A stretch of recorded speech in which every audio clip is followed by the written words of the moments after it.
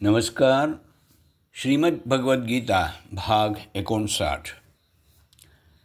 इंद्रियांवर ताबा ठेवणं जेवढं महत्त्वाचं तेवढेच मनोविकारांवर नियंत्रण ठेवणंही महत्त्वाचं असतं.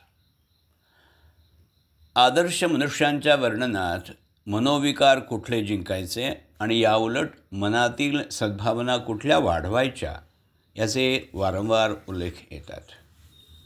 मनोविकारांपैकी काम, क्रोध, मद, मत्सर, मोह आणि लोभ हे 6 विकार प्रमुख असून त्यांना षड्रिपू असं म्हटलं जातं. मदाला दर्प असंही नाव आहे. अहंकारातून हा दर्प निर्माण होतो. काम आणि क्रोध यांच्यापासून अधोगती होता होता शेवटी बुद्धीचा नाश कसा होतो हे स्थितप्रज्ञाच्या वर्णनात सांगितलं आहे. तसंच दैवी आणि आसुरी संपत्तीच्या वर्णनानंतर काम, क्रोध आणि लोभ ही नरकाची 3 द्वारं आहेत असंही म्हटलं आहे. याशिवाय इतर मनोविकार म्हणजे दंभ, द्वेष, क्रौर्य किंवा हिंसा भावना, उद्वेग आणि सन्मानाची अपेक्षा इत्यादी. सामान्यतः हे सर्व विकार घातक समजले जातात. लोभ, मत्सर, द्वेष आणि अहंकार हे सर्वथा त्याज्यच आहेत. पण मर्यादित स्वरूपात किंवा प्रसंगानुरूप इतर विकार उपयोगी आणि आवश्यक असतात. मर्यादित आणि धर्माच्या चौकटीतील काम हा प्रजोत्पादनासाठी आणि संसारातील सुखासाठी कसा अवश्य आहे, पण अमर्याद कामभावना कशी घातक असते हे आपण सुखदुःखांच्या प्रकरणात पाहिलं होतं. तसंच कुठंही अन्याय, दुष्कृत्य किंवा गैरवर्तन घडत असताना पाहिल्यानंतर क्रोध हा उत्पन्न झालाच पाहिजे. पण असा प्रसंग घडून गेल्यानंतर क्रोध आवर्ताही आला पाहिजे. श्री स्वामी चिन्मयानंदजींची एक आठवण सांगितली जाते. एका शिष्यानं काहीतरी गंभीर चूक केल्यामुळं ते खूप संतापले. पण त्याची कान उघाडणी केल्यावर लगेच त्यांचा राग शांतही झाला. त्यांना हे कसं जमतं असं कुणीतरी विचारलं तेव्हा ते म्हणाले की संताप हा पेनमधील शाईसारखा असावा लागतो. गरज पडेल तेव्हा टोपण काढून शाई वापरल्यासारखा राग वापरला तरी लगेच त्याच्यावर टोपण घालून तो बंदिस्त करता आला पाहिजे. याचप्रमाणे हिंसा, मोह आणि सन्मानाची अपेक्षा यांच्याबद्दल म्हणता येईल.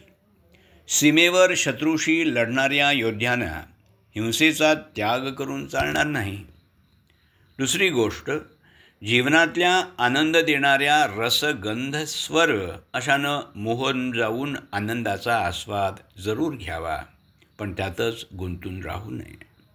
याउलट मद्य किंवा मादक द्रव्य म्हणजेच ड्रग्ज अशा गोष्टींच्या मोहाचा संपूर्ण त्याग केला पाहिजे.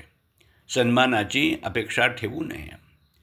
सन्मान मिळाला नाही तर दुःखी होऊ नये. आपण होऊन चालून आलेला हा सन्मान कृतज्ञताबुद्धीनं स्वीकारावा, पण त्याच्यामुळं उतू नये, मातू नये. सन्मानामुळं अहंकाराला खतपाणी मिळून तो फोफावला असंही होऊ नये. एकंदरीत सारासार विचार वापरून कुठल्या मनोविकारांचं पूर्ण दमन करायचं आणि कुठले मर्यादित स्वरूपात चालतील हे ठरवायचं असतं. आदर्श मानवांच्या स्वभावात अनेक सद्भावनाही समान असतात. त्यातील प्रमुख भावना म्हणजे निर्गुण अथवा सगुण ईश्वरभक्ती. स्थितप्रज्ञाचे बहुतांश वर्णन निर्गुण भक्तीचे आहे. तो आपण आपल्या ठाईच संतुष्ट होऊन राहतो. त्या परब्रह्माचा अनुभव आल्यावर त्याची विषयातली गोडी सुटते अशा तऱ्हेचं वर्णन आहे. पण त्यानं युक्त आणि मतपर म्हणजे माझ्या ठिकाणी गुंतलेला होऊन राहावं असा काहीसा सगुणभक्तीकडे निर्देश करणारा उल्लेखही आहे. भगवानांनी याच धर्तीवर भक्ताच्या लक्षणात जो माझ्या ठिकाणी मन आणि बुद्धी अर्पण करतो असा भक्त मला प्रिय असतो असं म्हटलं आहे. ज्ञानी माणूस माझ्या ठाई अनन्यभावानं भक्तिभाव ठेवतो जो कधी ढळत नाही. योगी सर्वभूतांमध्ये वास करणाऱ्या मला भजतो. असे अनेक उल्लेख आहेत.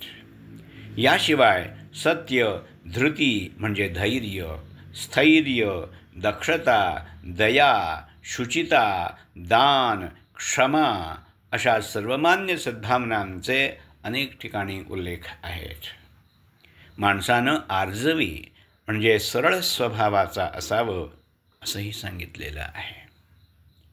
क्रमशः लेखक डॉक्टर विजय पांडुरंग जायदे, वाचक डॉक्टर अमृत राघवेंद्र यार्दी.